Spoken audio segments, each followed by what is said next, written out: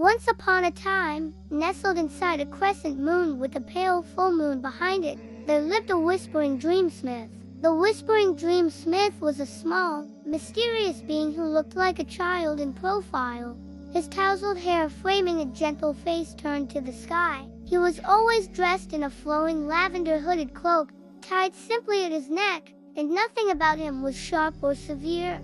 His movements were soft and rounded like the curves of a whispered secret.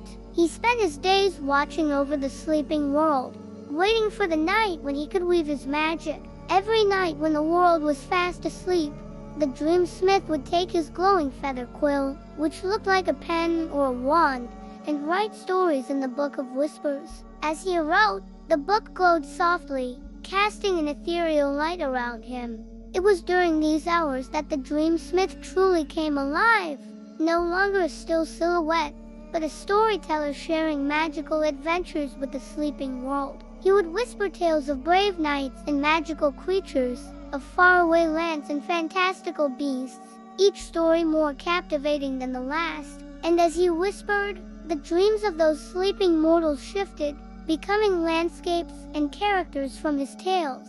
Villages became enchanted forests, farmhouses turned into haunted castles, and ordinary people found themselves transformed into courageous heroes and mythical beings. The Dreamsmith had a particular fondness for one tale. It was a story of a young girl who lived in a village nestled between two rivers and surrounded by whispering willows. This girl was not like the others. While her friends played with dolls and dreamt of becoming princesses, she spent her time exploring the whispering willows, talking to the animals, and collecting fallen feathers.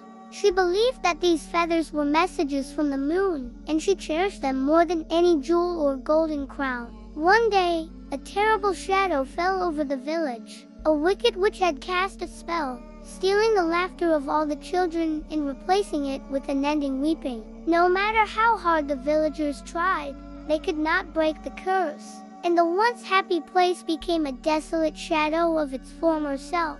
But our young heroine refused to give up. She ventured into the forbidden forest, seeking the help of a wise old owl who was rumored to know all the secrets of the world. The owl listened patiently to her tale of woe and then said, "Only the Moon King has the power to break this curse, but he is very busy writing the Book of Dreams and may not have time to help you." The girl knew that the Moon King's work was sacred. To disturb his concentration would be a grave mistake. So instead of asking for his help directly, she devised a clever plan. She returned to the village and gathered all the fallen feathers she had collected. Then, one by one, she flew them to the windows of the houses where the children were crying. As each feather touched a window, a beautiful lullaby filled the air. The sound was so enchanting that the children stopped crying and listened in awe. The Moon King, who was watching from afar, saw the girl's kind heart and quick thinking. He was so impressed that he decided to help her, not because he had to, but because he wanted to. He swooped down from the sky and, with a wave of his magic wand, broke the witch's curse. The children's laughter rang out once more, and the village was filled with joy. From that day on, the girl was known as the Moon Princess, and she continued to live happily in her village between the two rivers, forever friends with the Moon King. And that, dear listeners, is how the Moon Princess saved her village and broke the wicked witch's curse. The Whispering Dreamsmith paused, letting the story sink in before continuing.